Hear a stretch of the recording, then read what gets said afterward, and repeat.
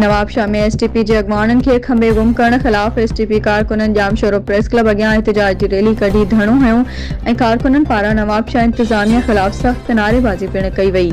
उन मौक़े ते एसटीपी अॻवाननि यूनिस ओठो, इरशाद पंवर, अमजद मस्तूई, मंजूर लाशारी ऐं ॿियनि चयो त पीपी सरकार सियासी कारकुननि ख़िलाफ़ इंतकामी कार्रवायूं करे रही आहे।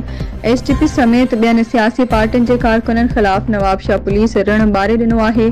सियासी कारकुननि जो बेगुनाह गिरफ़्तारी कयूं पियूं वञनि।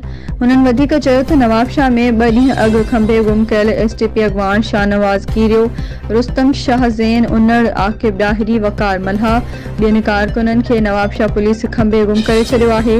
हुननि मुतालबो कयो त एसटीपी समेत समूरनि सियासी पार्टियुनि जे गुम कयल कारकुननि खे फौरी तौर ज़ाहिर कयो वञे।